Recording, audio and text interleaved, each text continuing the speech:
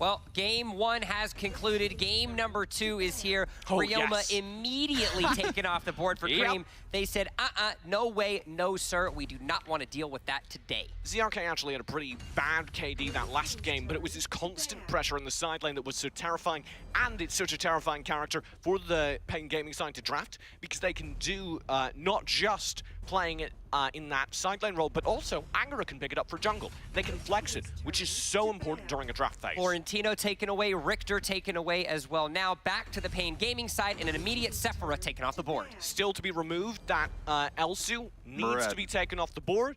And you're looking down the barrel of a tough ban here for Cream, because they need to choose whether or not they trust Pain Gaming to not let the Elsu through in order to ban out Murad here, because they know how terrifying it was. They opt to focus the supports, and I don't hate that. And look at that, Teamy taken off as well. Immediately, the response is going to be an Elsu hover over Pain Gaming. They still have 10 seconds if they decide to do it. They decide to do just that. Now Cream with the first pick. It's an immediate hover, lock, and it's there. There's an Annette. I like it. Arguably the best support in the game. Definitely the support that could cause the most trouble if it's picked by Pain Gaming. Also gives them the initiation options the Baldum gave them during game one, with a little more damage and longer stuns to pack. But they get to go back with the Talanis, something that they performed very well with. Again, only 2 deaths for their jungler. Now Mina again getting to be able to be picked up, and Ebenith gets picked on the board, as well as what looks like to be an Omen in the side lane. Wait a second. Yeah. Wait a second. Side lane, Ebenith. I feel like it's definitely going to be silent Ebenith. I feel like the day that I come back on broadcast, every single one of TJ's memes, conspiracy theories, as well as ludicrous picks all get thrown out in the first day. It's because I was right all along. Oh, sorry to break it to you. Oh, jeez. Liliana comes through as well. That's going to be the mid lane mage opposing them. The Raz does come out, and that is a victory for Pain Gaming, if you ask me, particularly when it's joined by the Wonder Woman. I do like this Pain Gaming composition. They're taking a step back here in game number 2 for the ban pick and actually reacting accordingly to Cream's lineup. Now taking a look at what Cream is going to pick. The last second picks are coming in. It's going to be a Zephyrus and a Valheim lockdown for them. I do not like this Valheim pick. They've shown it before. I've talked about it before, about the fact that if you're going to go for a side lane marksman, you need to have it be someone who can deal damage. He's going to lose to the Telenos in the end game, so that means they need to win the early game very, very hard. We've also seen Ben just struggle on Valheim in the past. And so what is Pain Gaming going to do as a result? You're not going to win the early game because the solo pressure of the Omen is going to be able to create just that. Okay, but hear me out. Okay. You put the Ebenith in the side lane versus the Telenos, send the Valheim up to top. And if you do that... This was something we've seen to play to great effects in previous renditions of the Valor series. So much breath just escaped Daniel. I'm actually a little bit worried for his lung You need capacity. to be careful. You need to keep that oxygen in, because if there's anything that we've seen from the last 2 games, you're going to need it to call. But I do think Valheim wins into Omen. I think it's one of the few picks that does. And I think that Ebenith has the HP to survive in a duel versus the Telenos, and the ability to punish her if she lingers too long because of his long stuns. Zephyrs can rotate in and find the kills. His stuns aren't long enough. They're going to lose both side lanes. That's my analysis. That was exquisite, superb, and unparalleled. Cream and Pain Gaming, heroes are locked. We are loading onto the Antares battlefield. And while, yes, I do agree, I think the Valheim matching up onto the side lane against the Omen might be a better effort. But again, I still look into Pain Gaming's late game and what they are capable of doing in the resilience factor that goes on their board. That Raz will get scary, the Telenos will get scary, they have the Mina for the frontline engage. This is a good composition for Pain Gaming. However, it does depend on Cream not winning early. I do think Cream had the advantage early, and I do think Cream looked stronger in the early game than the late game last game, so it's not necessarily over if Cream can step up early. If Cream can repeat their experience last game, maybe to a little bit more success, they have a draft for it. They don't have a massive early game lead. No. If you look at them. And that's the problem, because they need to have a massive early game lead to make a Valheim composition work. And yes, when you pick a Valheim, it turns into a Valheim composition because you're not going to be able to win in that late game. But I don't think, I'm going to disagree with you, I don't think they have a massive late game deficit either. Because we've seen Tell Anas. Tell Anas is ridiculous. I'm sorry. It still needs to be Pain Gaming doing a piece of advice that you gave them, which is go on to the aggression and show that they have what it takes to walk away with a Game 2 victory. That Game 2 will start now. Pain Gaming, and right off the bat, it's going to be damage onto It's Jerson. already started. You're absolutely right, Jump. Durson tagged very, very, very low, but doesn't quite die. Pain Gaming want to take the aggression back over to Cream Esports after game number 1, and they do so diving into the enemy jungle. There will be a counter-invade response. Yeah, and they're going right back to the roots to make sure they get that here. On the other side, like you mentioned, Cream. Great. That was so smart. He kites it away from Mana Freeze so that the Mina can't actually death scythe it towards her. Yeah, very smartly done by the side of Cream, but they might be in trouble here. Banjo with the flicker, smoothly done. And the last little truth isn't able to catch up to him, so very good mechanics on that flicker, makes sure to go all the longest route possible. But now that we're getting back into lanes, these matchups are favoring Pain on both sides. Yeah, you do get the Beneth up top rolling versus the superior melee damage champion in the ZRK. Omen, down bottom, you've got a rough matchup with the longer range Telenas into a Valheim. The stunts early will favor Benja. That's why Daledon is smartly backing off. He knows he has the late game. All he has to do is just not mess with Benja here. He's willingly giving up the Seagull. He knows he wins the late game. He just needs to farm up. This is a smart play here from Daledon. I've been playing some Valheim recently. Have you been rolling your forehead on the phone? I haven't literally tried that. But I'm not gonna lie, it's pretty similar to the process required for me to play Valheim. Those are TJ's words, by the way. I'm not the one bashing on the Valheims. This is TJ literally saying. I'm not bashing on the Valheim, I'm bashing my fist in the general corner of the ability names. And it's working out.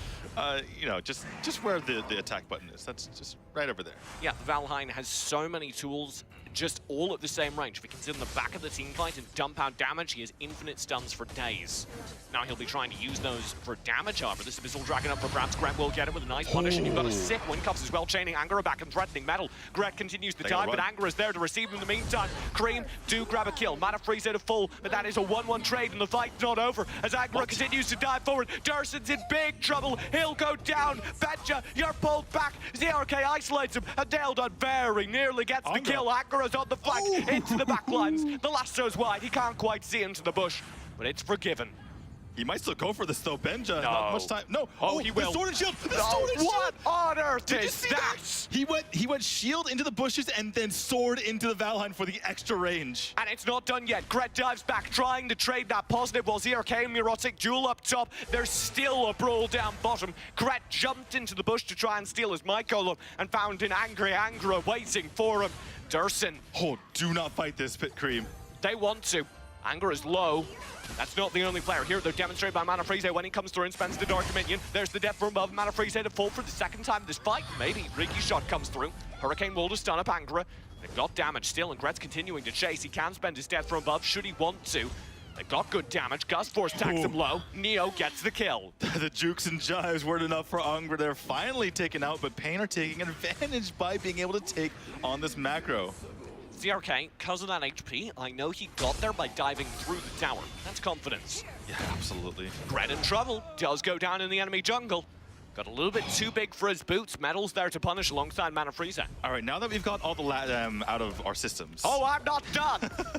Well, the fighting, we've had plenty of fighting. Can we get back to macro, Nope, please? Benja's here at the bot lane. There's the stun. Daledon has to fall back. He'll play safe, but Durson's still looking for tower threat. Again, even trades favor Pain, even though they weren't really farming. The reason, even though Cream, the reason why they're still in this game is because Mirotic was farming that entire time. That doesn't really matter because Pain Gaming have the Telenas for that late game. They sure do. And that is going to become a bigger and bigger and bigger problem as this game goes on. Absolutely. And the other members aren't really that bad either in the late game. You look at the Raz versus the Leona, both of them can severely control a team fight. Angara, even if he goes late game, he's going to be able to use that control that you get from the Wonder Woman. Mirotic, I'm not wanting to critique somebody's ult, but that you didn't land any of the seeds there. Optimistic. Angara in trouble. Will get pushed back. Very, very low on HP, but Benja's still in the same situation. Durson is similar. Metal dives in. He's got one. He'll brawl. Chasing Neo low. Gret falls elsewhere as Metal grabs the kill. It will be Angara chasing the back line. Durson barely surviving, and Mirotic dedicated to clearing wave mid. Yeah, Neo, his jukes there were the only thing that were able to salvage that fight, which really went very favorably on the side of Pain Gaming. Again, we saw the beautiful Dark Dominion there, TJ. That's what set everything up, and then the kills came flying in. Tower to be claimed in the bot lane. Now up top as well, ZRK grabs Doesn't his. care. Mirotic still not landing any of these seeds during the ultimate. It's just bad aim and allows Pain Gaming to keep split playing, grabbing 2 towers and an Abyssal off of 1-1 fight. Right, ZRK just doesn't care about the Bennett. He just lives through it. He is untouchable because that's literally been the building name. Grant and Neo won the mid clear.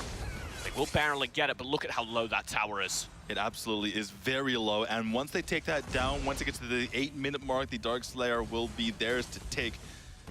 Ben just trying to make something happen of it, though, because he needs to win again. He needs to win so hard in the early game. And, well, there's Durson in. They might have this tower. Benja, though, not able to target it in time, and the tower survives on, like, no HP. They'll get it eventually, I believe. ZRK's here, and that makes it dangerous, but he doesn't dare push forward. Tower will go back to Kareem.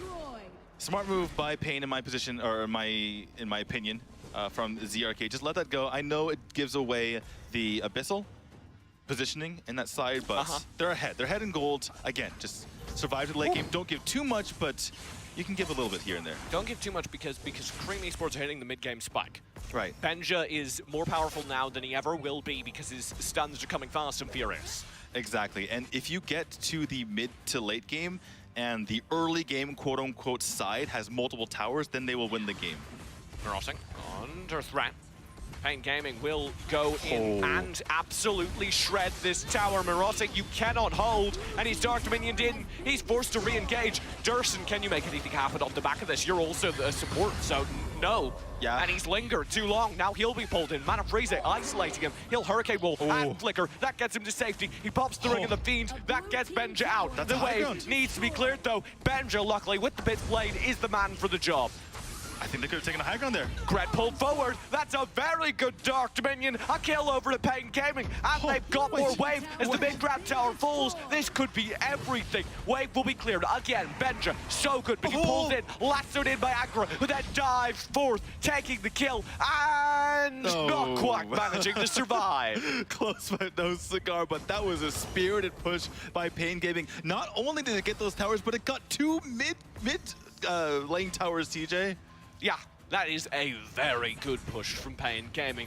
It does feel maybe they've reset. A game 1 loss sucked, but they made it work. They worked their way back into that game, made it a 1 game despite trying their hardest to lose the mid game. Now coming into this one, they'd like to make a statement. Right, and Kareem just doesn't seem to know what to do with themselves. Pain have found new life off of that stolen win, you could say.